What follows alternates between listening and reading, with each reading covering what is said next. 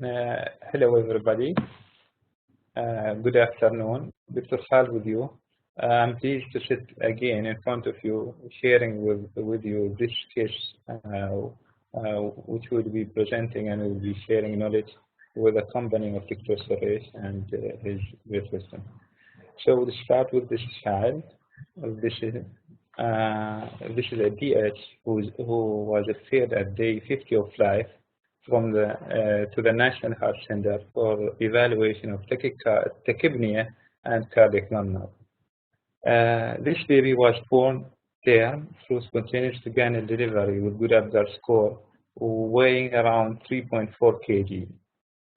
This child actually was apparently doing well, but the parents noted that he has some tachypnea. So on day 17 of life, they sought medical advice to medical professionals, and they were reassured that this tachypnea is because of he was a newborn at that time. Then again at day 50 of life, on a regular surveillance test checkup, he was noted to have also tachypnea with a cardiac murmur. So at that point of time, this child has been referred to us. Looking back at his family history, this child was a product of a consanguineous marriage. He has one healthy sibling, and there are two cousins with congenital heart disease, which is not known. Antenatal scan or antenatal history for this child was unremarkable. This is regarding the history of this child. Just stay there, Khalid. Amit, Yes. Can you hear me? Amit, this is a baby which is okay till 17 days of age. At 17 days, the baby is picked up to have some tachypnea. In spite of the reassurance of the pediatrician, the tachypnea persisted at day 50 and a heart murmur was picked up. That is the substance of the history presented by Dr. Khalid. What do you think would be the possibilities when a baby presents on day 17 with tachypnea? Amit?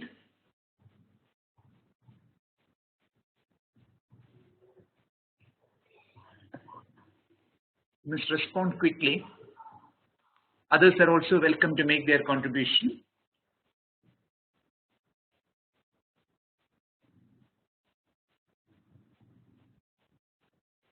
Vinod suggests severe aortic stenosis and coaptation. So basically, we are thinking of heart failure beginning on day 17. Vinod is quite right in thinking of obstructive lesions, obstruction to the left heart.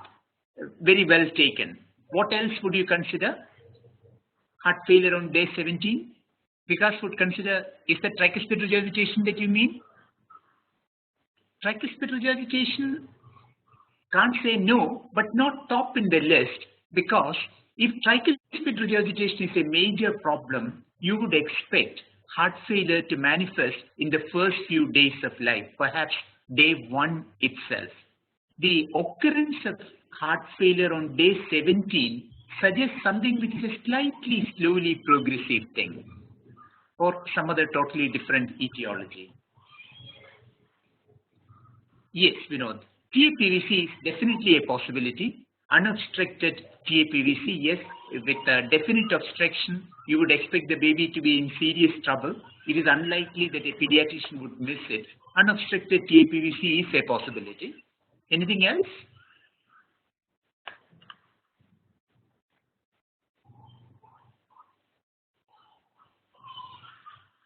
Any other possibilities? Severe PS as a cause for tachypnea? No.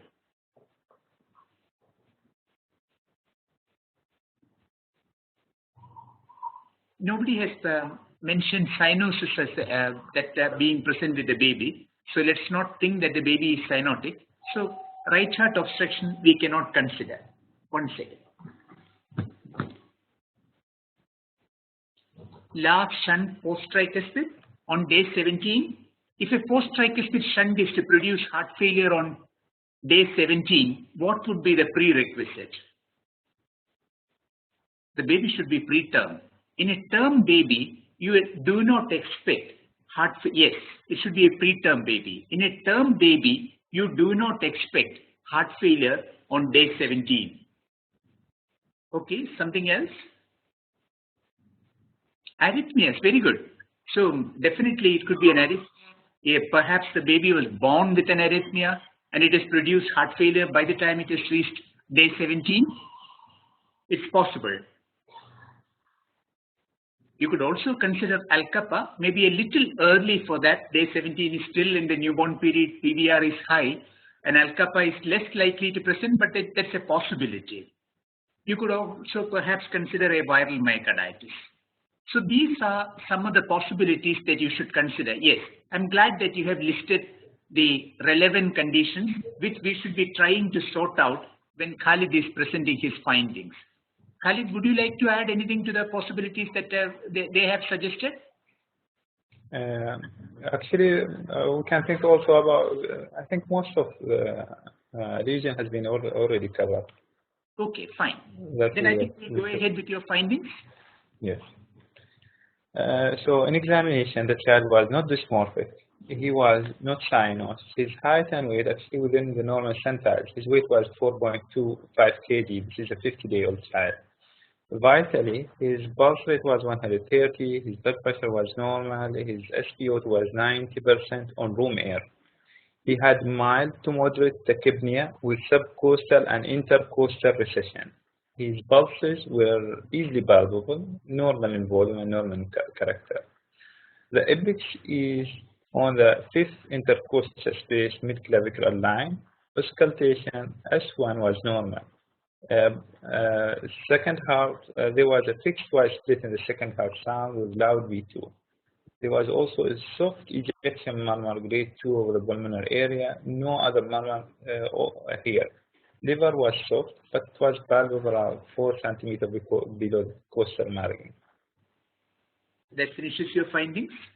Yes. Okay, now let's ask Vinod. Vinod, based on these findings, from the list of conditions that you have listed, are you able to narrow down on some possibility? Yes, Vinod. If Vinod thinks it could be unobstructed TAPVC, is there any other possibility here?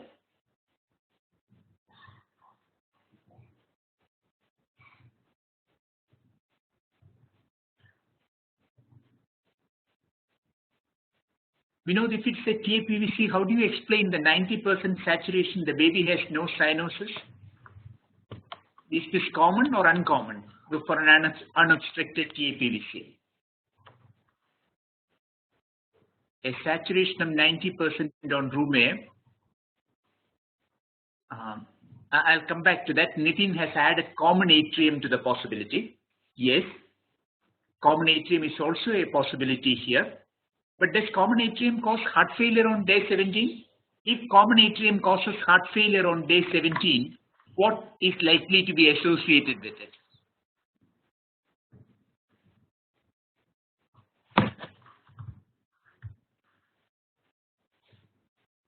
AV valve regurgitation, very good, because that is a very good point. See, common atrium always have a common AV valve. A common atrium presents with mild cyanosis and heart failure, saturation of 90% could go with it. And if there is an AV valve regurgitation, that is the thing that will precipitate heart failure.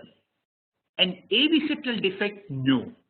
An AV septal defect, if it produces heart failure, on day 17, a wide fixed split to the second sound will not happen.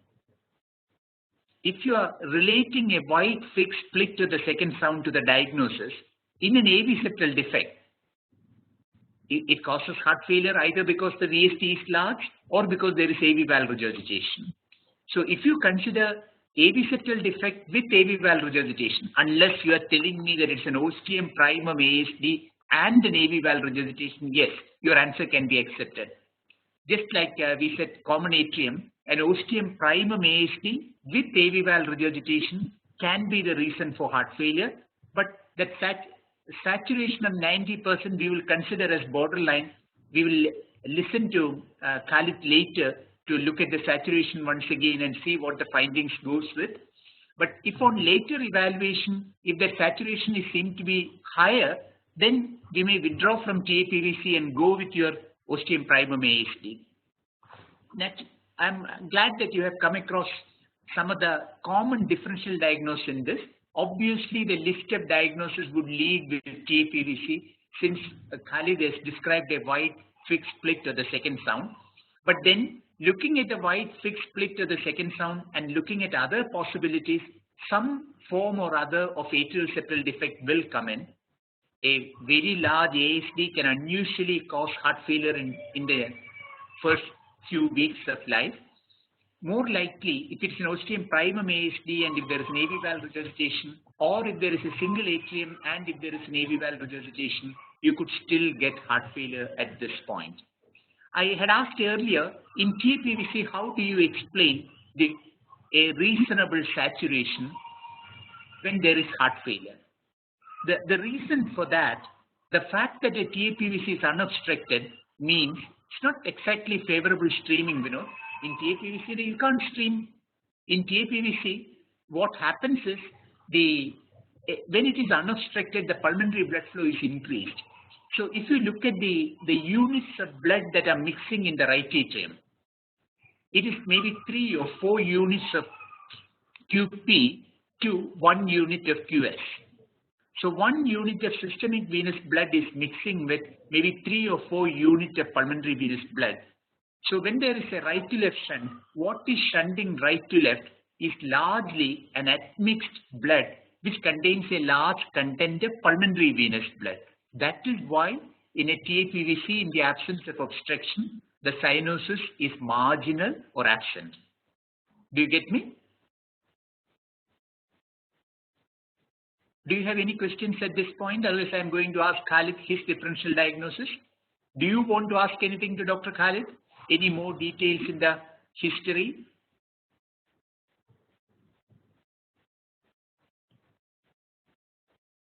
I think, Khalid, you should go ahead and tell me your differential diagnosis. Actually, after examination history, we were thinking on the same line.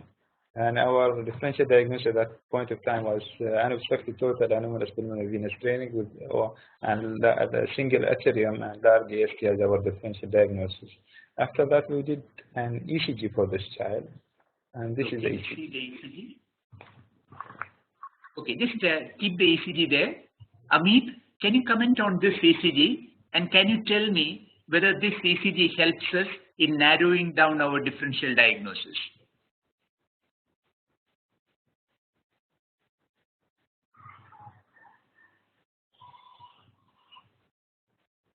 Amit?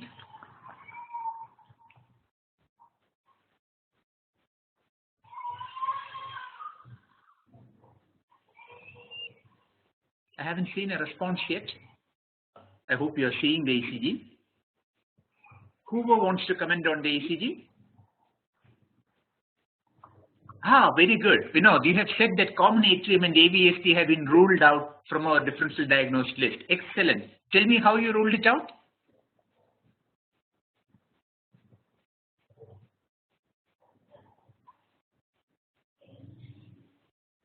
Right axis deviation. Yes, because of right axis deviation, you cannot consider a ostium primum ASD or any of its variants, including single atrium. What is the P wave morphology in single atrium? What happens to the P wave in a single atrium?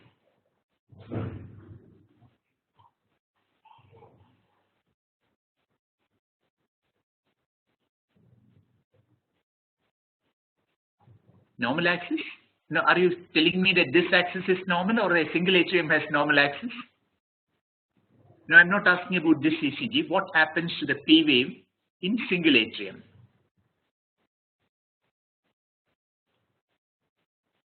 Nitin?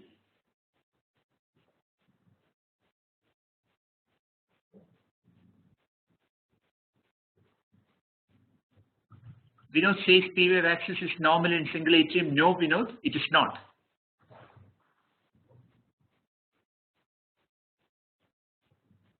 Khalid, do you know what happens to the P wave axis in single atrium?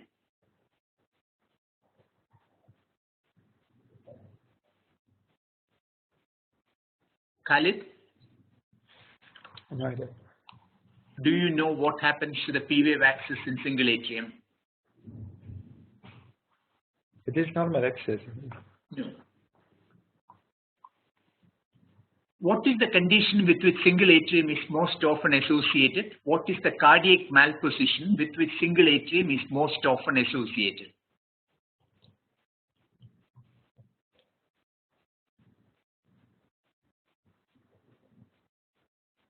One cardiac malposition is characteristically associated with single atrium. That is?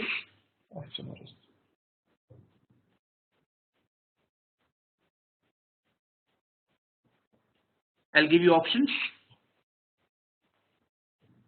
Cytosolitis, right isomerism, left isomerism.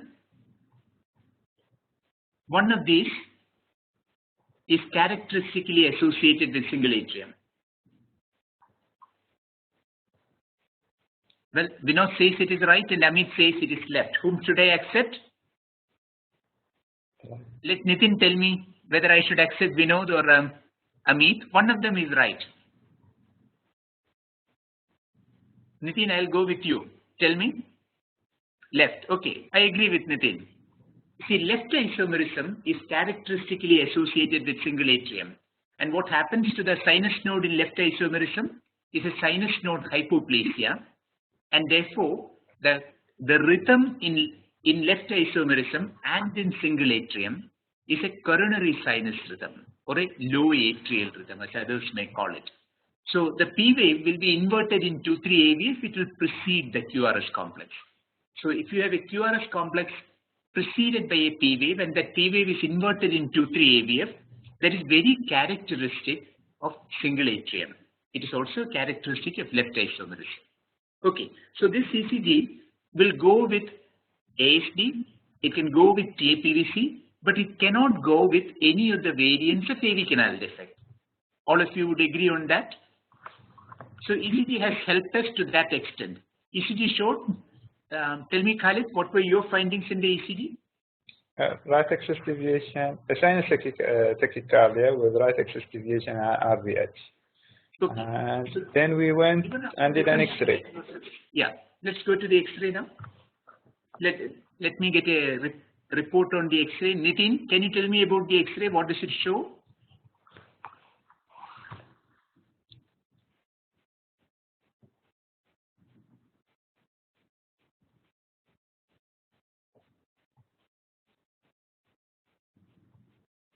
Khalid, you must know that there is a slight time lag before images reach everyone.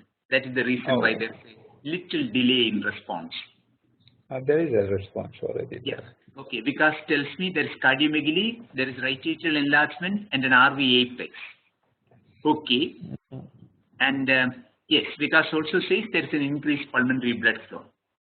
The RA enlargement, I am not convinced from that because you have barely 1/3 of the hemithoracic diameter. To say that there is right atrial enlargement from the midline, look for 1/3 the distance and should be more than that. So RA enlargement in this is at best questionable, but I will go with it. You have a cardiomegaly and you have an increased pulmonary blood flow. Now, Nitin would like to see a snowman in that, but I wish I could show you a picture of a snowman. Then you would understand why I can't agree with the snowman in that. Okay, very good. You have all unquestionably there is a cardiomegaly and an increased pulmonary blood flow. And yes, Vinod says the right superior vena cava seems dilated. Very good. Very good, Vinod. That's an excellent observation. And Khalid, what do you think from the X-ray? Yeah, actually, we almost reached the same diagnosis. This child, from X-ray, it is cytosolitis, levocardia, there is cardiomegaly, there is increase in lung vascularity, and there is also prominent SPC, which is right SPC. Okay, so now let me ask everybody, at this point, where does the diagnosis stand? Nitin? Where does the diagnosis stand at this point? Because I'm going to ask Khalid to show the echo, but before that I want...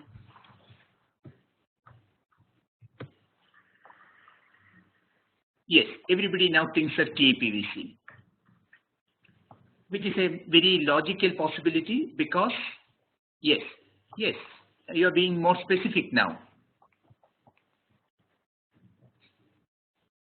Your imagination is also running wild. Well, calling it supracardiac is fine, but in a supracardiac TAPVC, you can even think of a mixed TAPVC. That's interesting. Fair enough. Now, Khalid. Okay, well, now we'll see the echocardiography of this child. Sorry.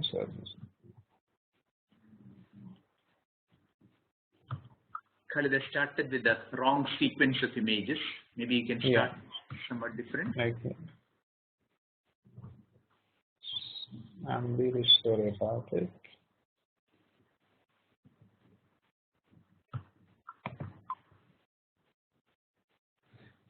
Okay.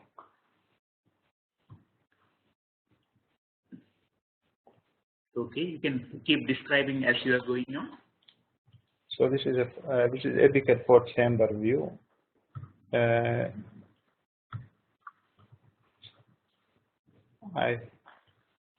Okay, so this is an apical four-chamber view showing a dilated right ventricle and right atrium.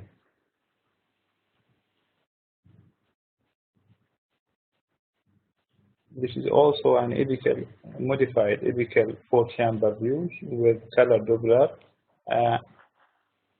showing mainly the pulmonary veins and the left atrium. As you can see from this image that there is not much filling in the left atrium. Okay.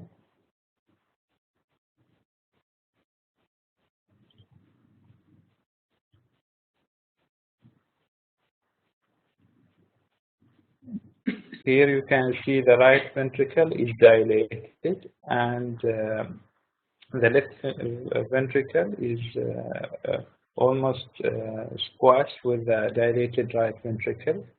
There is no much flow in the left atrium. Here, sorry, it's very fast. Okay. So here you can see. Can you see? Yeah. Can you keep it there, Khalid? Okay. So here we can see the. Let me just see whether others can see it. I hope you can see this image. Can you describe this? What you are seeing, Vinod?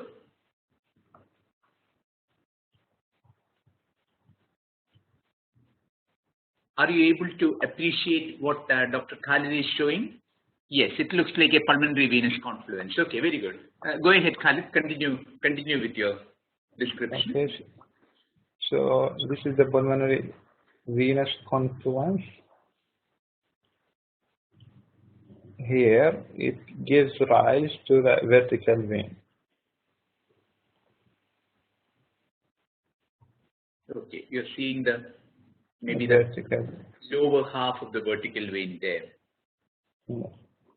As you can see from this image, so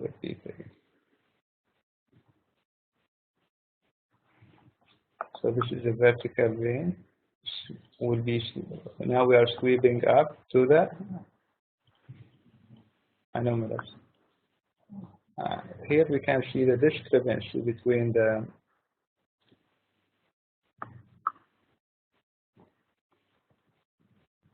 aortic. Correct. Once again, that sweep, can you just keep playing? Yeah. Okay. And Amit, can you describe what is being shown?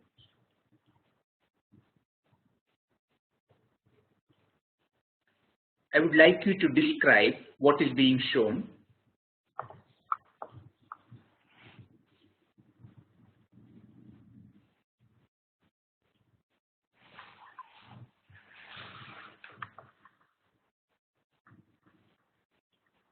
Amit? Nitin?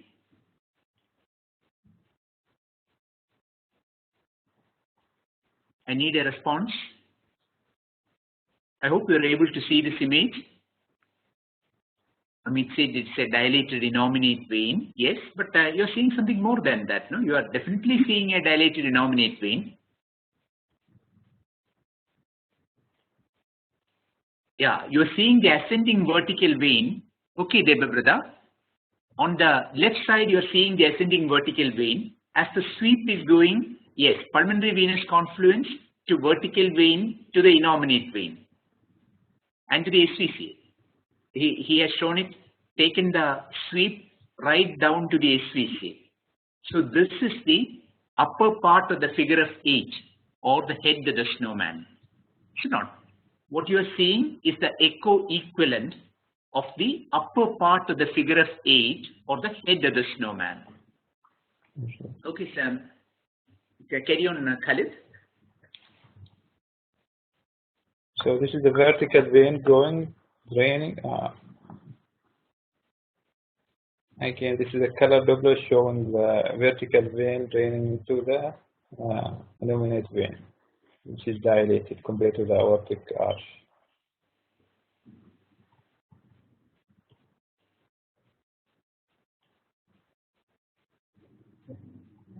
This is a bicaval view showing a restrictive PFO with a dilated left atrium. Yeah, again, stay there, Khalid. I want you to stay there at that that bicaval view. Okay.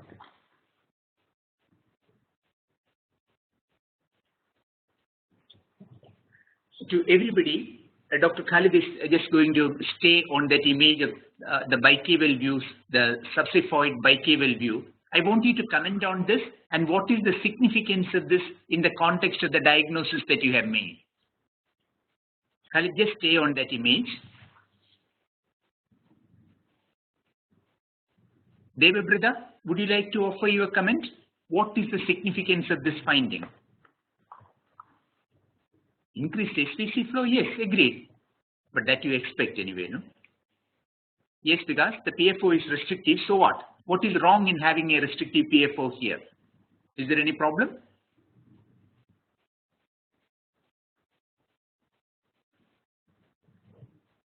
It is one way in which obstruction can manifest in a TAPVC. After all, the pulmonary venous blood has to get into the LA, and any obstruction on the path constitutes obstruction. So a restrictive PFO is one thing that causes obstruction on the way if the vertical vein is not the cause for obstruction. So this image nicely shows that the only interatrial communication is a stress-stoppant patent foramen vein. And that is a serious enough matter in the context of TAPVC. In a vertical vein, why does obstruction normally occur? You know that the more common site of obstruction or the more dreaded site of obstruction is the vertical vein. Yes, Manish says it is at the voice. They spelled that voice with VICE. And what is that voice? Yes, what is the hemodynamic voice?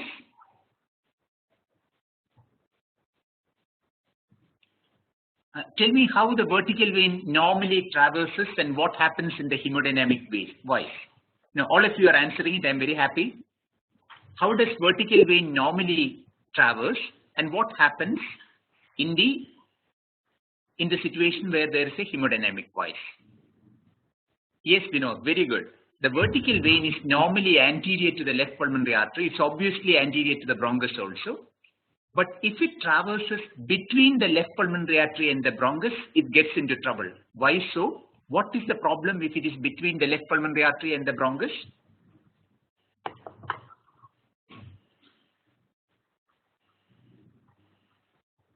Yes, what does dilated LPA do, Vinod? It compresses on the vertical vein. Yes, and then?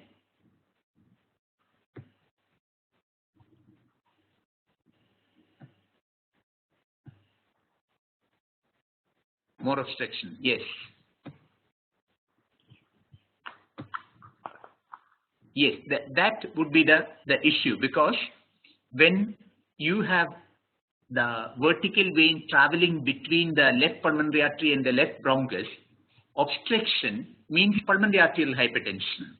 And that pulmonary arterial hypertension causes the left pulmonary artery to dilate further, and it compresses the vertical vein further, more obstruction. That is the hemodynamic voice. So the dreaded instance of obstruction in TAPVC is the hemodynamic voice involving the left vertical vein. But this is not necessary to push a baby into trouble. Like in this case, a much more simpler issue, a restrictive PFO is the reason for heart failure in this baby. Khalid, proceed. Okay.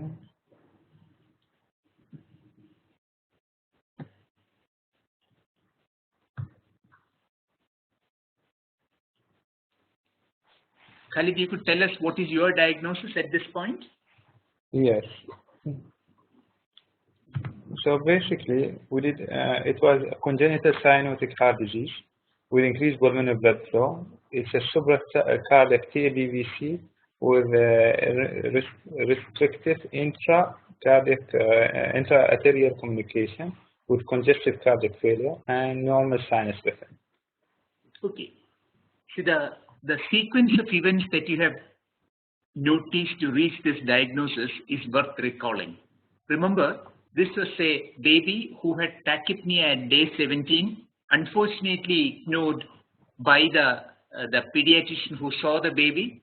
If a pediatrician had given significance to a saturation of 90%, if he had checked the saturation at all, he would have picked up that there was a problem. Remember, SpO2 checking is a mandatory thing when you are evaluating a newborn and when discharging a newborn. And a saturation less than 94%, you should always satisfy yourself that you have excluded any major problem. Here probably that was not done and the tachypnea was ignored. Fortunately, nothing happened to the baby. Baby went on till day 50 when somebody observed that the baby was still more tachypnic, and when Khalid saw, baby was not only tachypnic, there were recessions. And then on examination, when you found that there was a white fixed split at the second sound, diagnostic possibilities became very narrow. We were actually thinking of TAPVC. The only other possibility that we wanted to consider was some form of ASD, most likely a primum ASD with an AV valve regurgitation, which can compete with the diagnosis of TAPVC for heart failure on day 17. With the ECG, we were able to exclude that possibility. Chest X-ray showing a cardiomegaly with the increased vascularity and a dilated SVC. It did not show a snowman, but the dilated SVC and markedly increased vascularity in a day 50 baby is quite suggestive of a TAPVC. Remember, for the snowman to get manifest, the presence of the thymus is a problem.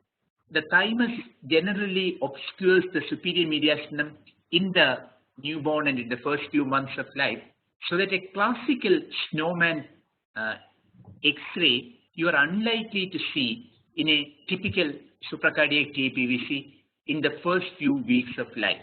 You may see it in some cases, but if you don't see it, that doesn't exclude the possibility. And like in this case, you are noting that the SVC was dilated was an important point. Echo, of course, gives you the diagnosis on a platter. So at this point, what would you do? Vinod, how do you further manage this baby? Surgery. When would you like to operate? The baby is admitted today. Tomorrow, give a 1 month appointment, give a 3 months appointment. Yes, immediately. Why so? We have already explained that restrictive PFO is a good enough reason for obstruction, and we cannot leave this baby alone. Let's say this baby has a pneumonia. This baby was admitted, all features same as this, but Dr. Khalid is about to tell us that this baby has a pneumonia. If that is the case, what would you do? Fortunately, the baby did not have a pneumonia, but I am asking you. Vinod would say that we should still operate. What would others say? Vikas says operate.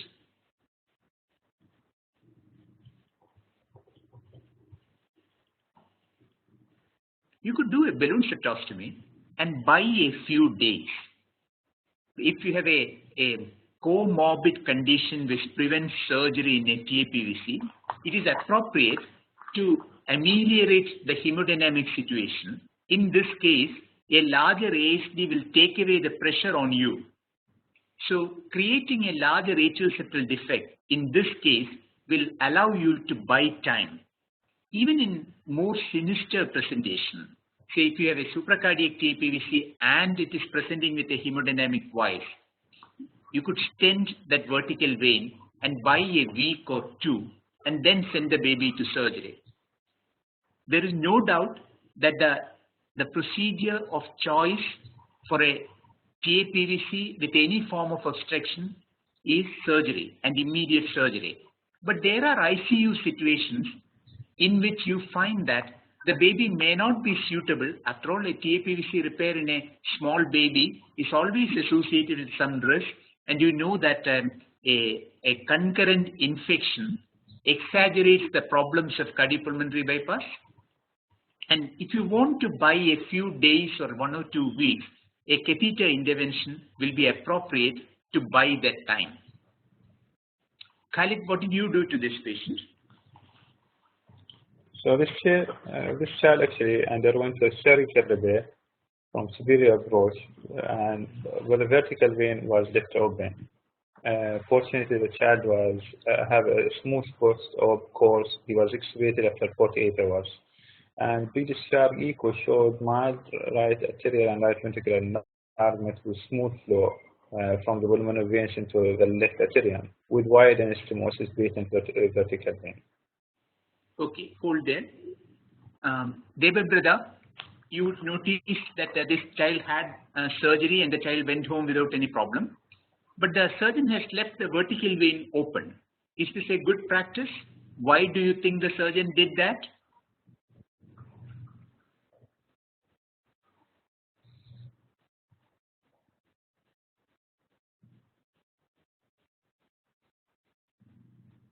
Just look at the hospital course described by Dr. Khalid. You find that the surgeon has left the vertical vein open. I want your comment on that. Why do you think he would have done it?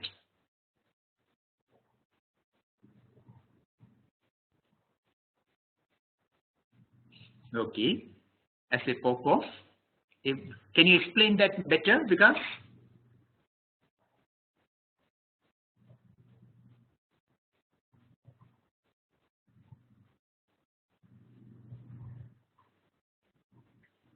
Okay.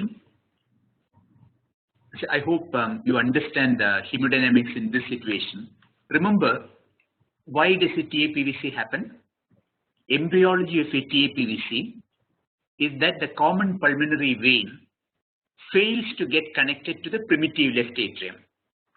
And the common pulmonary vein, which is not connected to the left atrium, finds the connections between the original splanchnic pulmonary venous plexus and the cardinal system. That is why a TAPVC drains into the superior cardinal system, that is to the innominate, or to the inferior cardinal system, that is the infradiaphragmatic TAPVC. In all these instances, the left atrium is composed only of the primitive left atrium. It has not got the contribution from the resorption of the common pulmonary vein. Otherwise, as the common pulmonary vein anastomosis to the left atrium by itself in nature, the common pulmonary vein forms the posterior smooth portion of the left atrium until it has reached the independent pulmonary veins.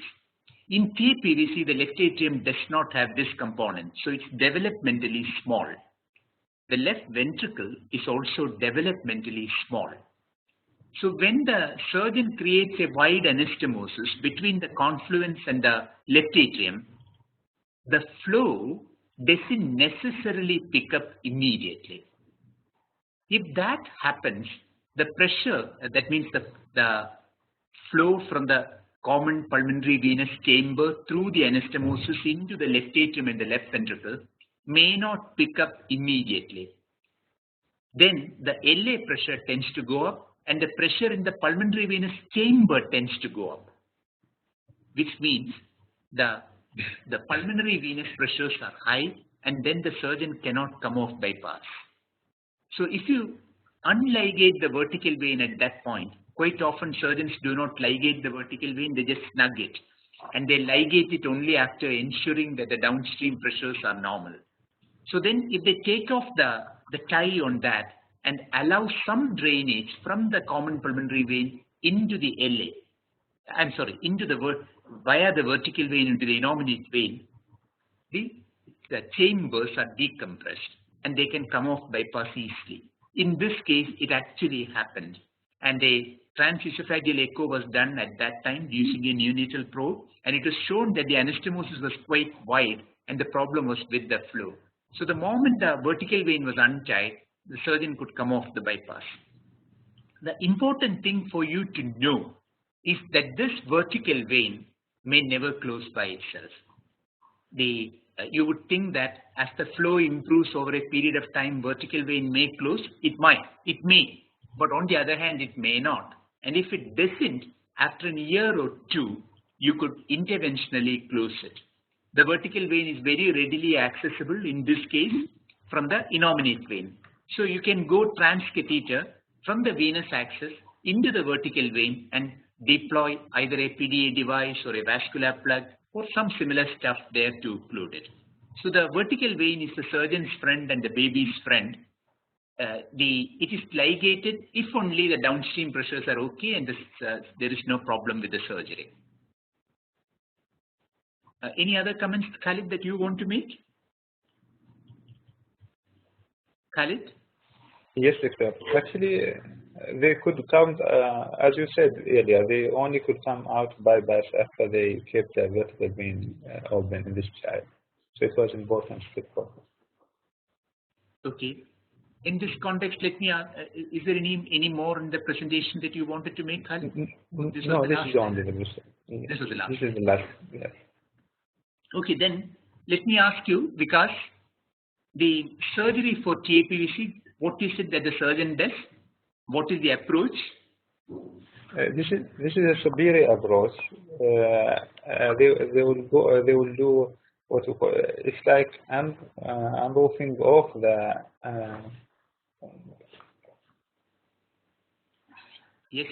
confluence to the right atrium. Okay. Somebody can say. That terminology is a little misleading. See, if you unroof the common pulmonary vein, you will exit the heart. You are connecting the pulmonary venous confluence to the left atrium, and the standard, there are two surgeries. Khalid, let me get the answer from Manish. Yeah. Khalid, Manish. Yes, Schumacher's repair. What is Schumacher's repair, Vikas? What is the difference between Schumacher and Tucker?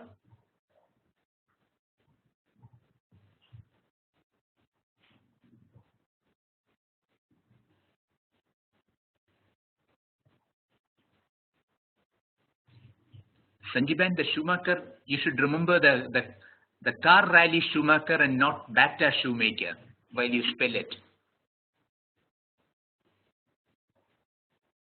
Yes, it is through the right atrium. Schumacher's approach is through the right atrium, and in the superior approach, you are coming from outside the heart. That is the Tucker's approach. That is a superior approach. There are many advantages to doing a superior repair. It gives you a wider anastomosis, and most surgeons in the current era would prefer the superior approach to the Schumacher's approach. Okay. So this child went home. This child, let us say, is coming back after 3 months. What all things should you be looking for? Sanjiban, can you tell me? 3 months later, if you're seeing this baby, what things would you be looking for?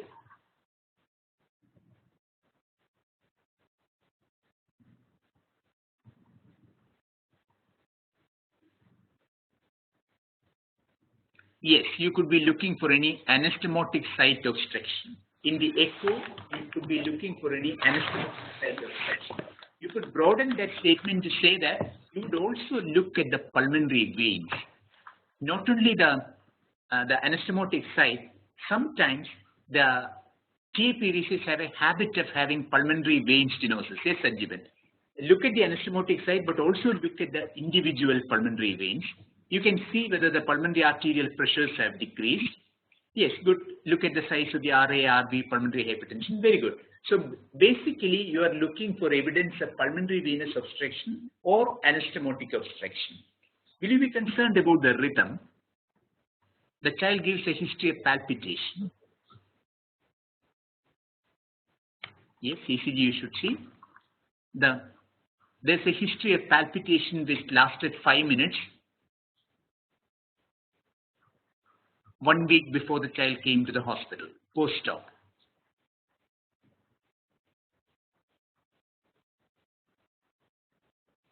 What would be the significance of that? Atrial tachycardia, yes. Being an atrial surgery, the child is prone to get an automatic focus atrial tachycardia. So you could encounter a history of palpitation in a child who is recovering from a TAPVC surgery, and the underlying substrate could be a paroxysmal SVT based on an automatic focus atrial tachycardia. This can occur even later in life, even when the child is otherwise doing well. So you must know that this is one of the things to look for. And in this case, you should be looking for the vertical vein. Did the vertical vein close, or is there flow through the vertical vein? In addition to whatever else you have said, also look for the vertical vein. Any questions that you want to ask?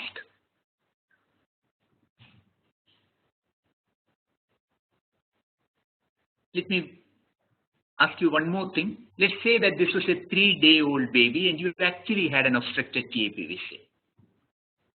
A 3-day-old baby, the baby presented in pulmonary edema, everything same as this baby, but 3-day-old baby presented in pulmonary edema, ventilated, baby is hypotensive, the baby requires inotropes. The intensivist asks your opinion, can I start prostaglandin to this baby? It's a good idea, it's a bad idea. 3-day-old baby with obstructed TAPVC on ventilator. Vikas says no. Any other opinion? Manish says good idea, PDA will pop off.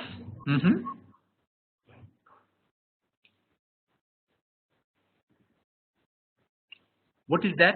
Because I didn't get your point. Sanjeevan says it will not help. Infracardiac draining in ductus venosus, it will help.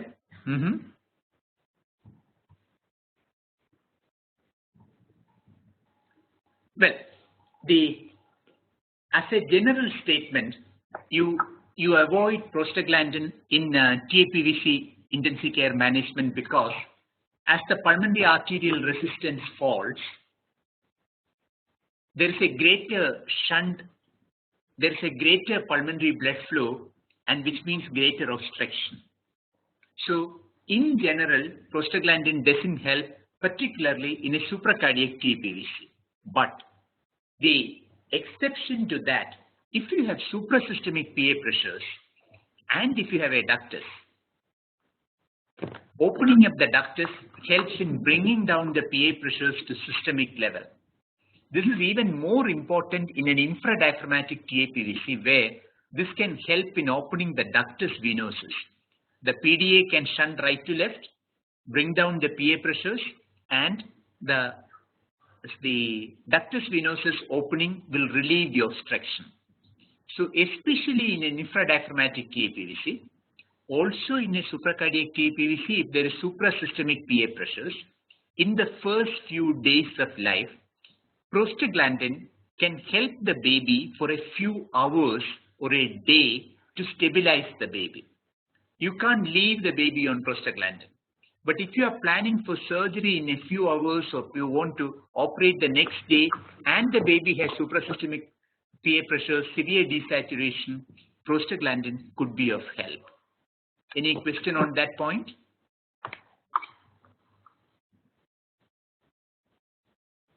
Or any other questions that you want to ask regarding TAPVC, its management?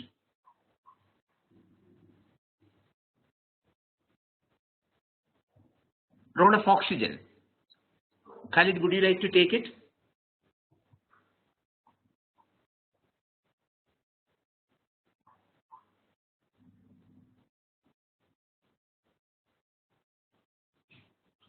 High FiO2 is definitely better avoided because for the you do not want a pulmonary vasodilator effect. But supposing you are finding a neonate with TAPVC, saturation 60, that baby can definitely have oxygen. You must know that supracardiac TAPVC or intracardiac TAPVC in the newborn on day 1 or day 2 can present with severe pulmonary hypertension, suprasystemic pressures, and present like a persistent pulmonary hypertension of the newborn. In such a case, oxygen is actually beneficial to the patient and you don't have a choice. But in the routine baby, like this baby when it presented, we wouldn't give oxygen to the baby at all. So you have two extremes of situations where the baby presents with marked desaturation the first few days of life, like a PTHNS, oxygen is helpful. Later, in a simpler presentation like this, avoid any high FiO2 or oxygen. Any other question?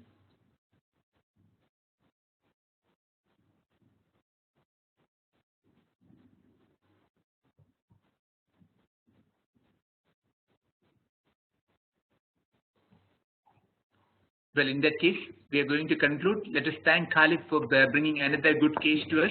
All of you are welcome to send cases to Ms. Kavita, and we will consider it for discussion. I would encourage you to do that. And today, let us congratulate Khalid for bringing another good case for discussion. Thank you all and have a good evening. Thank you very much, Dr.